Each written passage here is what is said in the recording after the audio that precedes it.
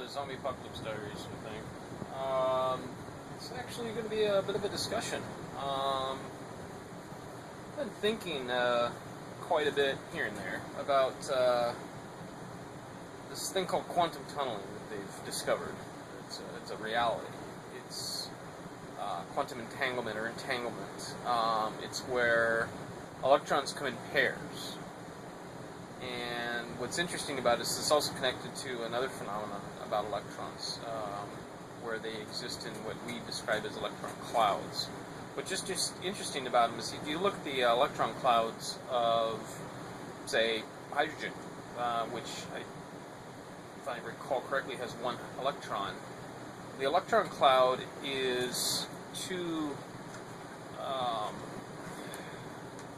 I don't remember the name of the object, but it's a combination of a spherical base and a cone above it. So imagine an ice cream cone, and each end is pointing towards the nucleus, which is one proton, one neutron in a hydrogen atom. So this one electron, and the electron cloud is basically a probability of where it is.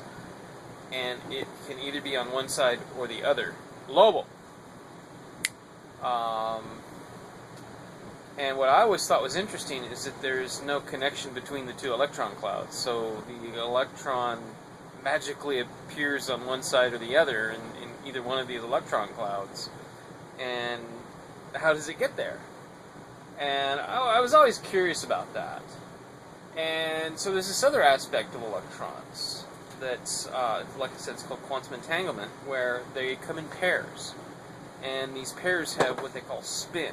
Basically, it's the direction that it rotates, and they're paired. One spins one way, one spins the other. If you change the spin on one, it changes the other one.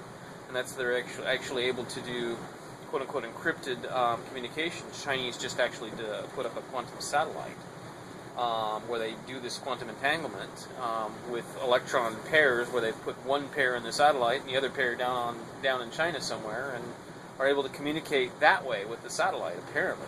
And it's really amazing stuff.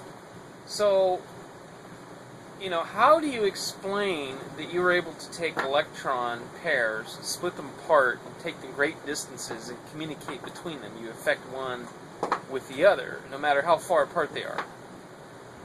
At least as far as we understand, no matter how far apart they are. We haven't, taken them onto other planets yet that we know of, or great distances like that. But, as far as we know, they could be infinitely separated and still be connected. So there is a way to explain both of these logically. And before I do, I will explain it as what I believe we humans are. And I'm going to try and move into this other aspect of it, which I realized as I was thinking all this stuff. Now, what I believe we humans are is that we are this one being that is four-dimensional, and we project ourselves into three dimensions, and in doing so, we become individuals. Well, you think about that, and you think about what I said about electrons, and do this experiment yourself. Draw a circle on a piece of paper, and put a different colored pen in the center, and draw a line without crossing that other line outside of the circle. So you have to start at the center of the circle, lift your pen, put it back down outside of the circle, and draw again. So you can't draw a line. You can draw a line that stops and restarts, but you have to lift the pen, which means that you're moving into three dimensions to escape that circle, which is a two-dimensional object. So you're drawing that line, you can't escape. You've got to lift your pen to be able to cross. And you do that by exceeding the two-dimensional space and going into three dimensions. Which would explain that electron cloud situation I mentioned. The two different clouds with nothing connected between them. This probability of the electrons either in this area or in this area. In this area or in this area. And there's no connection between them.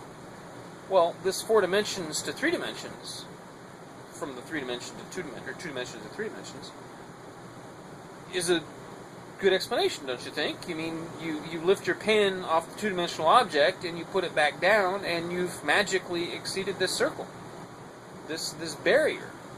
Well, you lift that electron out of the 3 dimensions through the 4th dimension and place it back down in those 3 dimensions, and magically it's transferred from one electron cloud to the other, from one side of the molecule to the nucleus as the other.